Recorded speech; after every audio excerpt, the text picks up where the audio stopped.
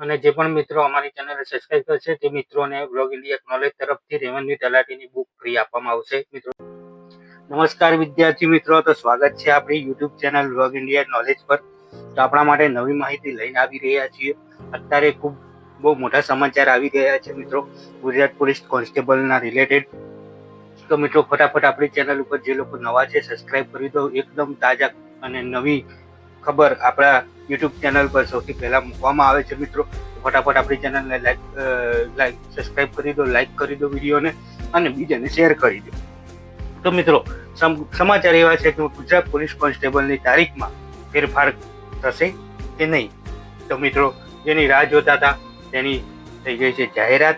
હવે આપણે જોઈશું કે ગુજરાત પોલીસ કોન્સ્ટેબલની જે પરીક્ષા લેવાની છે એની તારીખમાં શું ફેરફાર થવાનો છે. મિત્રો આપણે જોઈએ કે જો મિત્રો પહેલા આપણા આજે ગુજરાત પોલીસ કોન્સ્ટેબલ હતી એની જે તારીખમાં ફેરફાર થવાનું છે એની સંભાવનાના કારણો શું છે તો તે આપણે જોઈશું.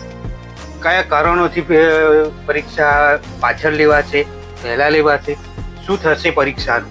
તો મિત્રો જે લોકો તૈયારી કરી રહ્યા છે એ લોકો માટે ખૂબ સારા સમાચાર છે. હા મિત્રો, તમારા માટે ખૂબ જ સારા સમાચાર છે. કેમ કે આપણે જોઈ રહ્યા છીએ મિત્રો લોકરક્ષક કેડેટમાં જે હતી એ 15/6/2025 લેવાની હતી. તમને ખબર જ છે મિત્રો કે જે આ ભરતી હતી કોન્સ્ટેબલની બરાબર લેખિત એક્ઝામ, એ લેખિત પરીક્ષા આપણે 15/6/2025 રોજ લેવાની હતી. પણ હવે કઈ તારીખે લેવાની છે તો મિત્રો આપણે ફટાફટ આપણી ચેનલને સબસ્ક્રાઇબ કરી દો.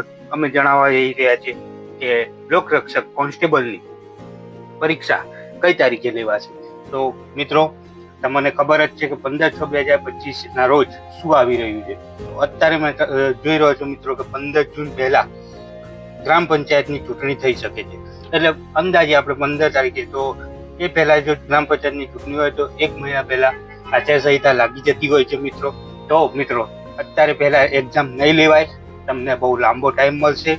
લાંબો એટલે કે 15-20 દિવસ પાછળ ટાઈમ મળશે. એટલે અંદાજે 20થી 25 જૂન કાં તો જૂનના એન્ડિંગમાં આ પરીક્ષા યોજાઈ શકે છે મિત્રો.